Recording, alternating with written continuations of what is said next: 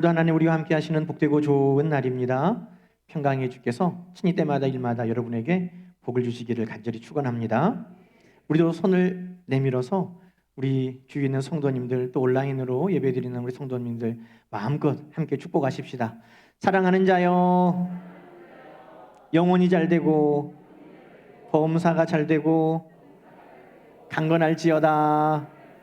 아멘. 축복의 근원 되신 우리 하나님 앞에 영광의 박수 올려드립시다. 하나님 감사합니다. 우리 하나님은 축복의 근원이신 줄로 믿으시죠? 우리 하나님을 사랑하고 가까이 하는 자들은 우리 하나님께서 그 축복을 우리에게 흘려 보내주시고 축복의 통로가 되게 하십니다.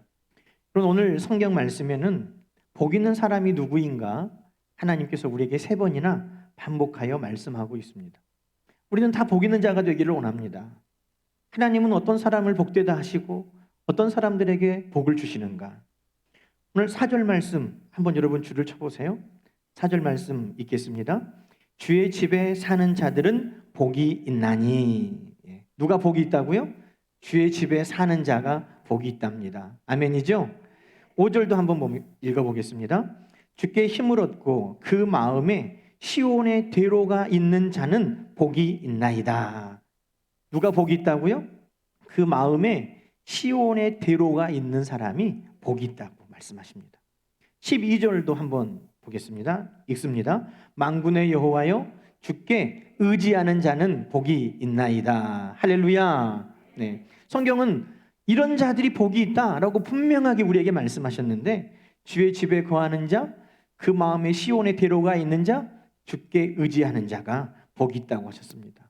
오늘 우리의 삶을 이 말씀을 비춰보면서 오늘 사랑하는 모든 성도님들이 하나님 앞에 다 복된 자로 살아가기를 주님의 이름으로 축복합니다. 그러면 오늘 이 말씀 한 절 한 절씩 우리가 좀 살펴보려고 그래요. 주의 집에 사는 자가 누구인가? 여러분, 주의 집에 사는 자가 복되다고 그랬는데 누가 주의 집에 사는 자입니까? 목사님이죠. 목사님이 교회가 집이잖아요. 그런가요? 사찰 집사님이죠. 사찰 집사님이 교회가 집이 있잖아요. 주의 집에 사는 자가 누구일까요? 그것은 마음이 어디에 있느냐에 우리의 환경과 또 상황에 따라서 이렇게 이야기합니다. 어릴 때 자녀들 키워보면 아이들이 오락실 게임에 빠진 자녀들이 있었잖아요. 그러면 엄마들 아빠들이 뭐라고 훈계합니까? 너 아주 오락실에서 사냐? 응? 오락실에서 사는구나. 이 집에서 살죠. 그런데 눈만 뜨면 마음이 거기에 가 있고 거기를 자주 들락날락 하니까 너 거기서 사냐? 라고 그렇게 말하는 거예요. 제가 이 설교를 준비하면서 우리 성도님들께 한번 여쭤보고 싶었어요. 여러분 지금까지 신앙생활 하면서 여러분 친구들에게나 혹시 가족들에게나 이런 말 들어보셨어요? 너는 아예 교회에서 사는구나. 너는 교회에서 살아라. 아예 교회 가서 살아. 이런 말 들어보셨어요? 그러면 여러분 복된 인생인 것입니다. 세상에서는 게임장 가서 살고 뭐 젊은이들은 뭐 클럽에 가서 죽치고 산다고 하는 이야기도 하는데 오늘 성경은 분명하게 말합니다. 하나님의 집에 사는 자가 복이 있다. 혹시 여러분 주위에 있는 분들에게 너는 아예 교회에서 사는구나 라는 말을 들었다면 여러분 왜 그런 말을 우리가 들었겠습니까? 하나님을 사랑하기 때문에 그 말을 들은 거예요. 오늘 성경은요 신실되게 우리에게 이야기해 주고 있습니다. 주의 집에 사는 자가 누구인가? 1절 한번 다시 봅니다. 1절 만군의 여호와여 주의 장막이 어찌 그리 사랑스러운지요. 어떤 사람이에요? 주의 장막을 사랑하는 사람. 2절은 뭐라고 말합니까? 내 영혼이 여호와의 궁정을 사모하여 이렇게 말합니다. 지금 하나님의 집을 사모한다는 거예요. 여러분 이 시편 84편은 다윗의 시대에 써졌습니다. 다윗의 시대에는 우리가 아는 것처럼 솔로몬의 아름다운 성전이 아직 지어지기 전입니다. 그러면 하나님의 성막은 천막이에요. 텐트예요. 그런데 오늘 이 시편을 기록한 시인은 그것이 텐트고 다른 건물들에 비해서 작고 초라하고 뭐 이런 것에 관심이 없어요. 왜? 내가 사랑하는 하나님이 그곳에 계시기 때문에. 그것이 어떤 것보다도 더 아름다워서 그는 여호와의 궁정이라고 노래하고 있는 것입니다. 제가 아는 집사님 중에 한 분이 나무를 파세요. 조경업을 하시거든요. 근데 그분이 제가 궁금해서 물어봤어요. 집사님, 나무마다 가격이 있나요? 그랬더니 보통 이렇게 화원에 있는 화분들은 정찰제도 하고 가격을 매겨놓는데 조경 나무는 가격이 없다는 거예요. 그럼 어떻게 팔아요? 그랬더니 눈치로 판다는 거예요. 이분이 나무를 사러 딱 왔는데 별 관심이 없이 대충 보면 100만 원이에요. 100만 원이어도 관심이 없으면 안 사요. 비싸다고. 근데 이분이 슬쩍 돌아보는 것 같아도 자꾸 한 나무에 관심이 있고 저 나무에 마음이 있는 것 같잖아요. 그러면 그거 1000만 원이에요. 1000만 원이어도 그 나무에 마음이 가고 그 나무를 좋아하게 되니 그 마음을 살 수밖에 없는 거예요. 여러분, 하나님은요 우리를 얼마나 사랑하시는 줄 아세요? 이사야 43장은 하나님이 우리를 사랑하셔서 우리를 어떻게 여기시는가 성경은 우리에게 말씀하고 있습니다. 이사야 43장 3절이에요. 내가 애굽을 너의 속량물로 구스와 수바를 너를 대신하여도 내어주지 않는다는 거예요. 너를 내가 이스라엘은 작은 민족이고 힘이 없는 약한 나라지만 강한 애굽, 부유하고 기름진 애굽, 구스와 스바를 묶어주어도 내가 너희와는 바꿀 수 없다는 거예요. 왜 그럽니까? 하나님이 그 뒤에 이유를 말씀하시죠. 네가 내 눈에는 보배롭고 존귀하다. 왜 작은 나라, 약한 나라 이스라엘이 하나님 눈에 보배롭고 존귀합니까? 하나님 그 이유를 말씀하시죠. 뭐라고요? 내가 너를 사랑하기 때문이다. 내가 너를 사랑하였은즉 네가 내 눈에 보배롭고 존귀하고 내가 너를 사랑하였은즉 다른 무엇과도 내가 너를 바꿀 수 없다. 여러분, 오늘 이 마음이 하나님이 우리를 향한 마음이세요. 우리는 하나님을 향한 어떤 마음이신가요? 오늘 나도 정말 하나님을 사랑한다면 오늘 하나님에 대해서 하나님이 거하시는 집에 대해서 하나님을 만나는 예배의 자리가 그 무엇보다도 바꿀 수 없는 보배롭고 존귀한 시간이고 귀한 시간이고 귀한 곳임을 우리도 고백할 수밖에 없게 되는 것입니다. 사랑하면 그렇게 고백하는 거예요. 성경에는 사랑 이야기가 있습니다. 그것이 성경 아가서예요. 하나님이 우리를 얼마나 사랑하시는지 우리가 하나님을 얼마나 사랑하는지 이 관계를 솔로몬과 술람미 여인의 관계를 통해서 성경은 우리에게 보여주고 있어요. 그런데 여러분, 솔로몬 왕이 사랑하는 여인이면 어떻겠어요? 한번 상상해 보세요. 지금 기준으로 하면 아주 이렇게 하면 경망스럽죠? 아주 날씬하고 키도 크고 피부도 하얗고 뭐 그냥 우리가 생각하는 미의 기준이 있잖아요.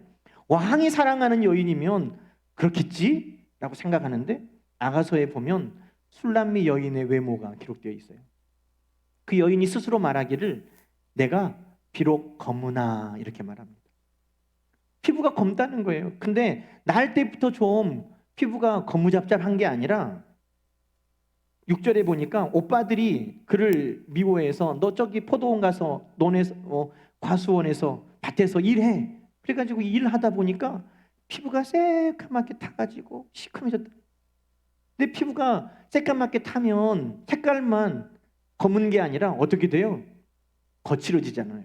그래서 자기를 소개할 때 게달의 장막과 같다 그렇게 말해요. 게달이라는 민족 유목민이에요. 이 사람들이 항상 떠돌아다니니까 텐트를 쳤다 걷었다 하는데 유목민들의 텐트가 여러분 어떻게 되었을까 상상을 해보세요. 광야에서 비바람을 맞으니까 얼마나 새까맣겠어요? 얼마나 더럽겠어요? 얼마나 볼품이 없겠어요? 그래서 이 여인이 말하기를 사람들이 자기를 흘겨봤다는 거예요. 사랑스러워서 이렇게 좋은 눈빛, 부드러운 눈빛으로 술람미 여인을 보는 게 아니라 검고 거칠고 볼품이 없어서 사람들이 흘겨봤다는 거예요.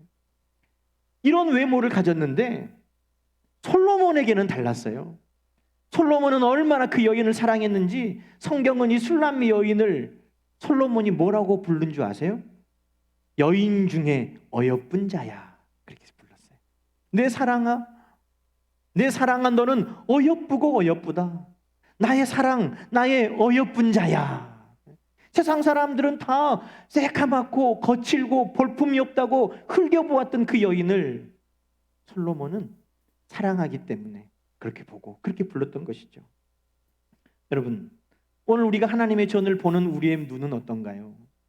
세상에 우리가 섬기는 교회보다, 우리가 오늘 예배하는 이 자리보다 더 화려하고 더 높고 더 웅장하고 더 호화로운 건물들도 많아요.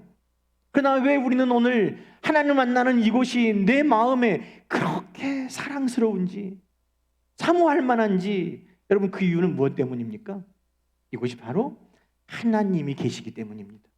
내가 사랑하는 하나님이 계시기 때문에, 그 하나님을 내가 만나는 곳이기 때문에, 오늘 이 시편 84편을 기록한 이 시인은 하나님이 그곳에 계시고 내가 하나님을 만나는 그곳이기 때문에 내가 사모하고 사모한다고 고백하고 있는 것입니다. 여러분, 그 당시에 사람들은 언약궤가 하나님이 계시는 곳이라고 여겼어요. 언약궤가 어떻게 생겼습니까? 조각나무로 상자를 만들고 금으로 두르고 그 위에는 그룹 둘이 날개를 마주하고 있는 그 판을 위에다가 올려놓았어요. 그 날개를 마주하고 있는 그 공간이 하나님이 계시는 곳이라고 이스라엘 백성들은 생각했습니다. 그래서 하나님의 성막은, 다시 말해서 언약궤가 있는 그곳은 하나님이 계시는 그곳이에요. 성막이 좋아서 아름답다고 한 것 아니고, 성전이 아름다워서 사랑하는 것 아니고, 그 이유는 딱 하나, 하나님이 그곳에 계시기 때문에 내가 그곳을 사랑하고 그곳을 사모하고 가고 싶다고 말하고 있는 것입니다. 사랑하는 여러분, 오늘 우리는 왜 이곳을 사모하게 됐습니까? 왜 오늘 우리는 이곳에 와서 예배하고 싶습니까? 그것은 이곳에 주님이 계시기 때문입니다.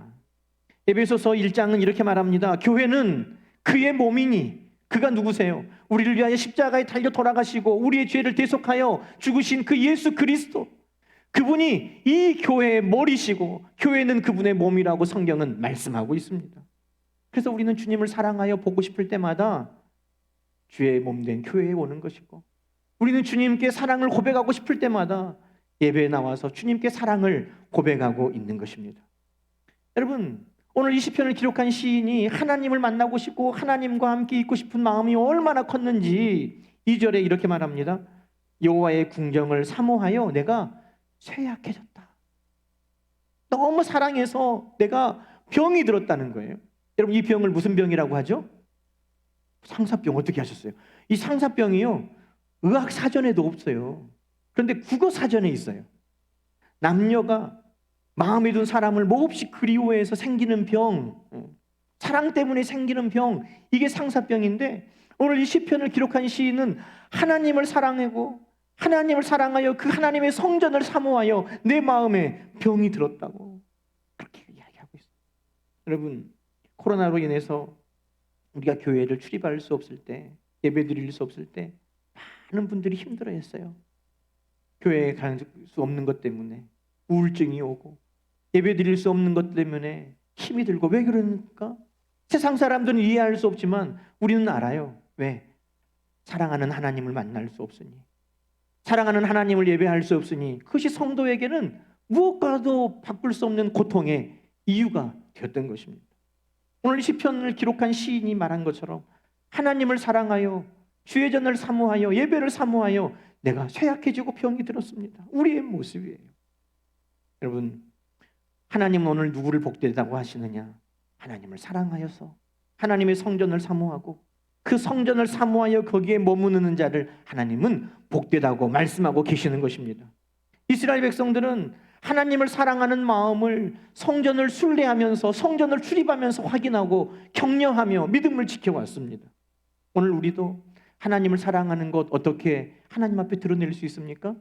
하나님을 사랑하니 주 몸된 교회를 사랑하고, 하나님을 사랑하니 하나님을 만나는 예배의 자리를 사모하는 것으로 우리 하나님 앞에 우리도 드러내고 성도들과 서로 격려하며 우리의 믿음을 지켜갈 수 있을 줄로 믿습니다. 여러분, 하나님의 집을 사랑하니까 이 시편을 기록한 시인이 부러운 거예요. 누가 부러워요? 세상 사람들은 좋은 아파트, 고급 빌라에 사는 사람들 특권층이라고 부러워하고 좋겠다 이렇게 부러워하지만, 오늘 이 시편을 기록한 시인은 참새를 부러워했다는 거예요. 어떤 마음이겠어요? 여러분, 황조가라는 시조를 아마 학교 다니실 때 들어보셨을 거예요. 고구려 2대 왕 유리왕이 떠나 있는 왕비를 그리면서 이 시조를 기록했대요. 내용은 이런 거예요. 헐헐 나는 꾀꼬리는 암수 서로 즐거운데 외로울사 이내 몸은 네와 함께 돌아갈고. 여러분, 큰 나라의 왕이에요. 뭐가 부럽겠어요? 그런데 외로우니까 함께 날아가는 꾀꼬리가 부러웠다는 거예요. 오늘 시편을 기록한 시인도 그래요. 나는 지금 하나님의 전에 갈 수 없는 상황을 만나고 보니 새들은 가고 싶을 때 마음껏 하나님의 성막을 향하여 날아가고 하나님의 성전을 향하여 날아갈 수 있으니 저 참새가 부럽다.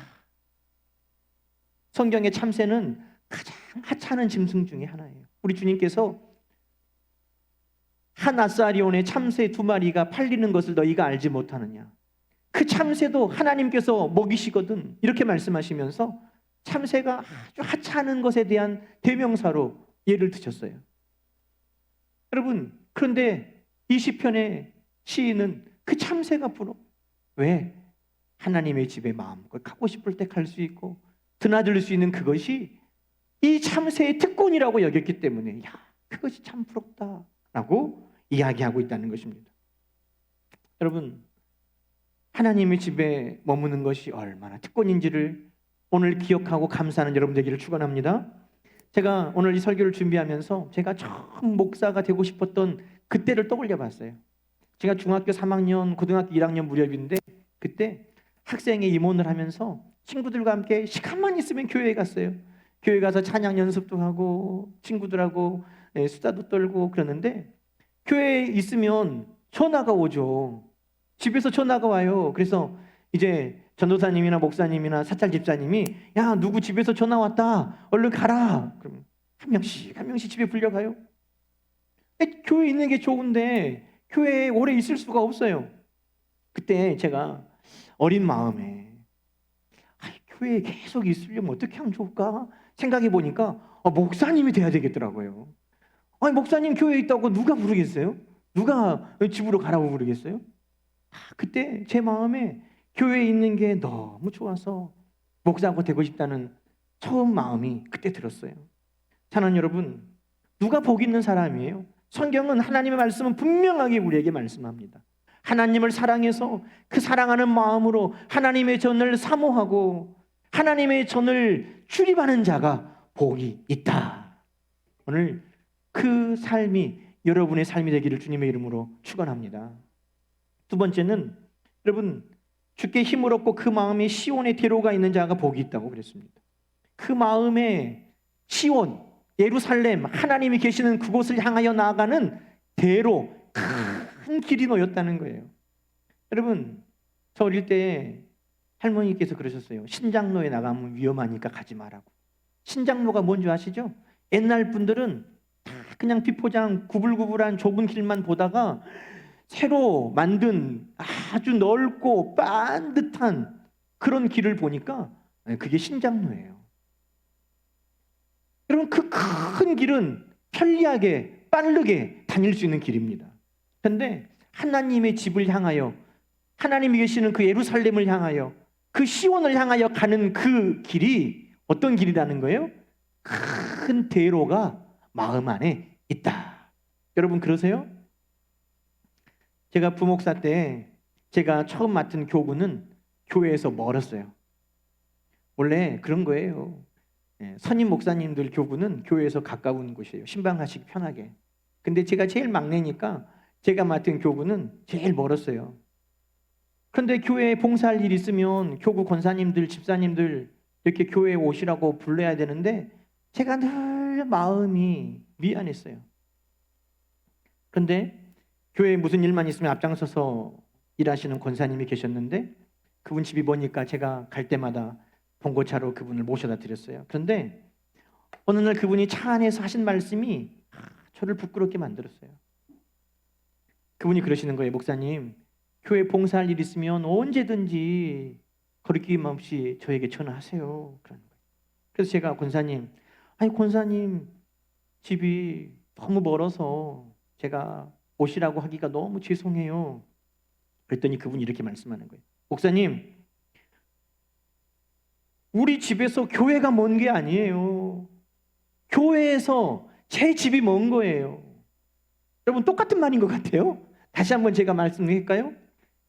우리 집에서 교회가 먼 게 아니라 교회에서 내 집이 먼 거예요. 그분 마음에는 교회가 있는 거예요. 교회가 중심이에요. 교회에서 내 집이 멀다, 그것이 안타깝지, 내 집에서 교회가 멀다, 이것이 안타까운 게 아니에요. 그러면서 그분이 그래요. 목사님, 마음이 가까우면 아무리 멀어도 한 걸음이에요. 그 말이 마음에 시온의 대로가 있는 거예요. 여러분, 이스라엘 지형적으로 보면 예루살렘으로 가는데 대로가 없어요. 북쪽에서 예루살렘으로 가려면 높은 산과 깊은 골짜기를 지나가야 돼요. 남쪽에서 예루살렘으로 가려면 사막과 광야를 가야 돼요. 대로가 아니에요. 험한 길이죠. 멸망의 길이죠. 좁은 길이고 위험한 길이에요. 그러나 하나님을 사랑하고 하나님의 전을 사랑하니 그 마음에 아무런 문제가 아니고 한 걸음에 달려가는 것처럼 하나님이 계시는 그곳까지 내 마음에 대로가 열려있다라고 고백하고 있는 것입니다. 여러분, 오랜만에 교회 오는 분들은 이렇게 말해요. 오랜만에 교회 가려니 뭐가 이렇게 번거롭고 준비할 것도 많고 뭔 일이 이렇게 막 생겨. 막 그래. 교회에 가는 게 교회가 멀리 있는 거 아니잖아요. 그런데 교회에 가는 그 일이 내 마음에 시온의 대로가 있지 아니하면, 내 마음에 그 길이 좁고 구불구불하고 험하고 위험하면 산 넘고 바다 건너 물 건너서 교회 가는 것처럼, 비행기 타고 배 타고 기차 타고 버스를 갈아타고 오는 것처럼 그렇게 번거롭게 여겨지는 거예요. 내 마음에 시온의 대로가 있는가? 아니면 내 마음에 교회를 가는 먼 길이 굽이굽이 놓여 있는가? 오늘 우리는 우리의 마음을 돌아볼 수 있는 것입니다. 사랑하는 여러분, 그 마음만 보면 하나님께 복을 받을 수 있을지 없을지를 우리가 알 수 있어요. 내가 하나님을 향하여 가는데 내 마음에는 하나님이 계시는 그곳에 향하여 가는 넓은 길이 놓여 있는지, 아니면 나는 하나님을 향하여 나가는 그 길이 항상 좁고 구불구불하고 힘든지. 여러분, 오늘 하나님을 향하여 나가는 그 길이 넓은 대로가 열어지기를 축원합니다. 여러분, 하나님은 우리를 도와주세요. 마음에 여러분이 시온의 대로가 있으면 하나님은 정말 그렇게 여러분이 하나님 앞에 나올 수 있도록 도와주신다고 오늘 약속하고 있습니다. 6절 말씀 보세요. 마음은 정말 하나님 앞에 시온의 대로가 있어서 나가고 싶은데 직장 때문에, 또 반대하는 가족들 때문에, 또 내 건강이 약해서 여러분 나가기가 힘든 분들도 있을 수 있어요. 그래서 6절은 뭐라고 말하냐면 눈물 골짜기로 지나간다고 그래요. 여러 가지 어려움, 문제, 고통을 지나가는 것, 눈물 골짜기를 지나서 시온의 대로를 가요. 그런데 하나님께서 그를 가만히 두시지 않아요. 어떻게 도우신다고 말합니까? 지나갈 때 많은 샘이 있을 것이며, 할렐루야, 내 마음에 시온의 대로가 있어서 하나님을 향하여 가면 정말 눈물 골짜기 어려운 환경에 내가 그렇게 하려고 하면 하나님이 도와주신다는 거예요. 많은 샘을 만나게 하신다는 겁니다. 이른비를 통해서 하나님께서 복을 채워주신다고 약속하셨습니다. 힘을 주신다는 거예요. 7절에 보세요. 힘을 얻고 더 얻어서 어떻게 해요? 시온에서 하나님 앞에 서게 하신다는 것입니다. 어떤 것이 있으면 돼요? 하나님 앞에 시온의 대로, 내 마음에 하나님을 향하여 넓은 길이 준비되어 있기만 하면 하나님은 많은 샘을 트시고 또 이른비를 통해 복을 채워주시고 힘을 얻고 더 얻도록 우리를 도와주시는 하나님이신 줄로 믿습니다. 오늘 여기 우리 나온 게 내 힘만으로 온 게 아니에요. 하나님 앞에 예배드리고 싶은 마음 하나님이 아시고, 오늘 그 눈물 골짜기를 지날 때 하나님이 오늘 우리가 나올 수 있도록, 예배할 수 있도록 우리를 도와주신 줄로 믿습니다. 그래서 성경은 나를 사랑하는 자들이 나의 사랑을 입고 나를 간절히 찾는 자가 나를 만난다고 말씀하시는 거예요. 하나님이 그 사랑하는 자를 그냥 두시겠어요? 하나님을 만나고 싶어서 그 마음에 하나님을 향한 대로가 놓여 있는 자를 하나님이 그냥 두시겠어요? 하나님은 그 앞에 나올 수 있도록 도와주시고 이끄시는 하나님이신 줄로 믿습니다. 여러분, 다니엘은 포로로 끌려가 있는 중에도 하나님을 만나고 싶고 예배하고 싶어서 예루살렘을 향하여 창문을 열고 기도하고 하나님 앞에 예배했어요. 그런데 다니엘의 대적자들은 그것이 못마땅해서 다니엘을 사자굴에 모함에서 집어넣어 버렸어요. 여러분, 다니엘의 마음에는 하나님을 향한 대로가 놓여 있습니다. 그러나 예배할 수 없도록 많은 대적들이 그에게 눈물 골짜기와 같은 상황을 만들었어요. 하나님은 그냥 두실까요? 아니에요. 하나님은 예비하심이죠. 하나님은 도와주시죠. 힘을 얻게 하십니다. 여러분, 다니엘서 6장에 보면 그 사자굴에 던져져 있는 다니엘을 하나님께서 그냥 두시지 않아요.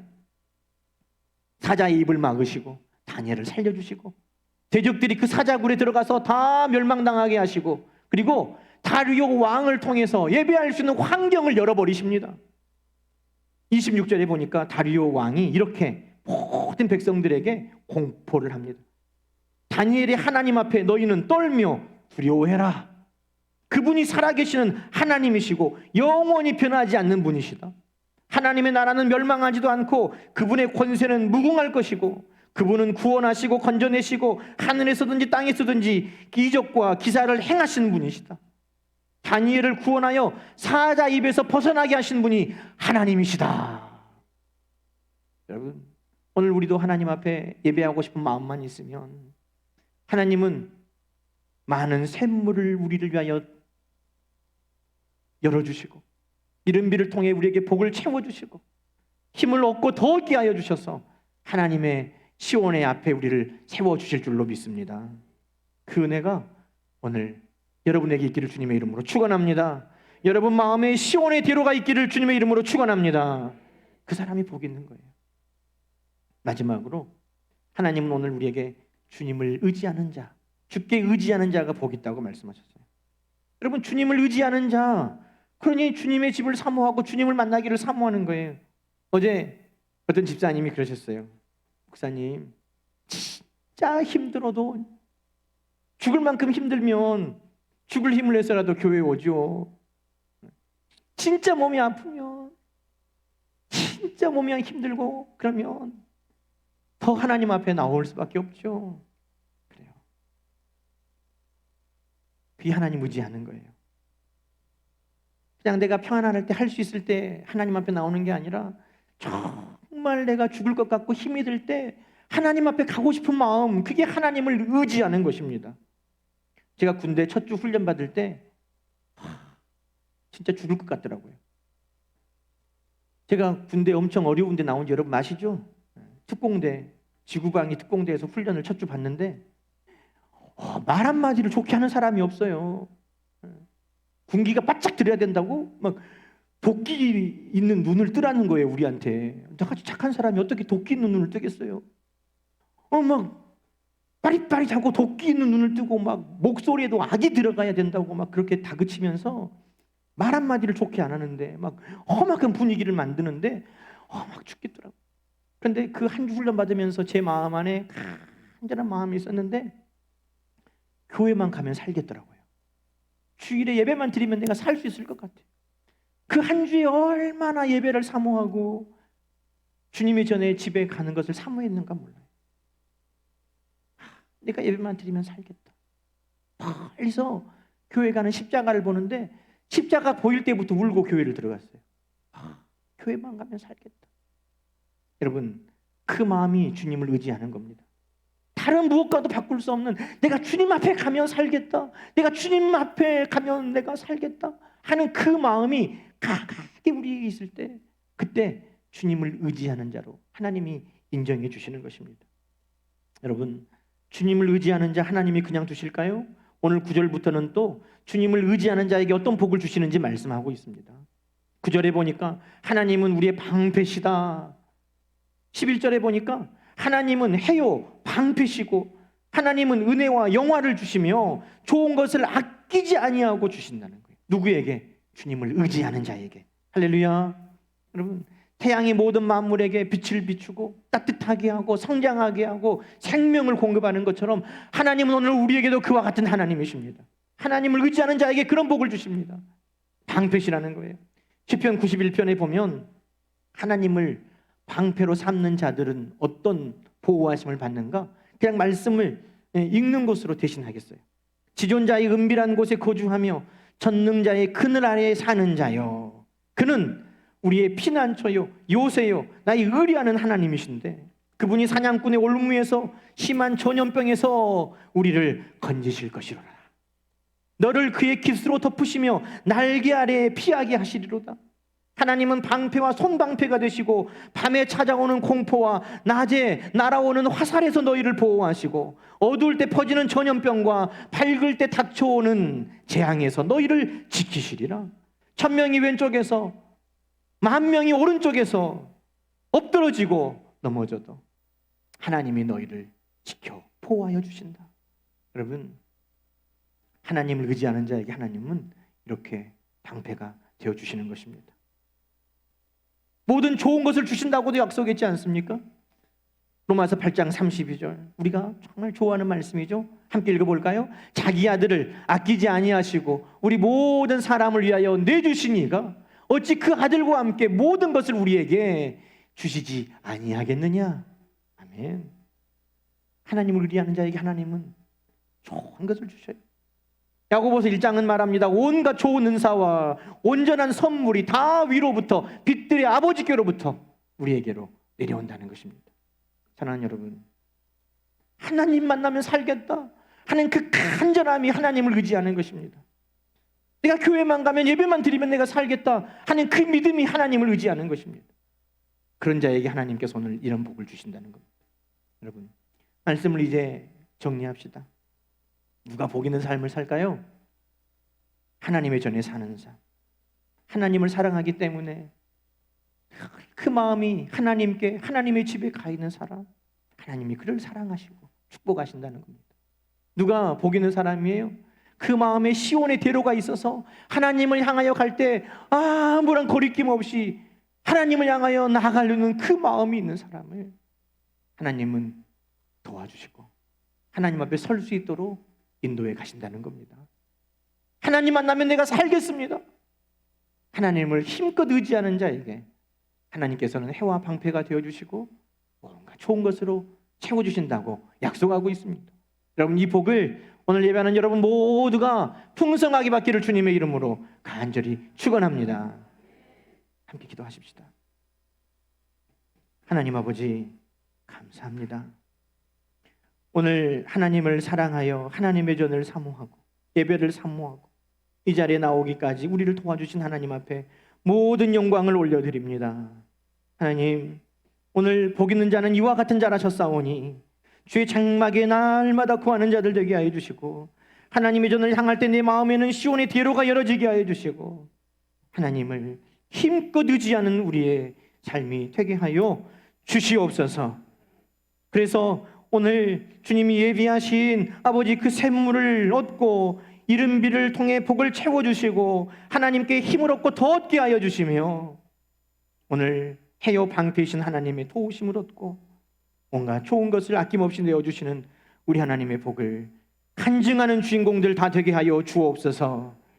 예수님의 이름으로 간절히 축복하며 기도하옵나이다. 아멘. 우리 찬송가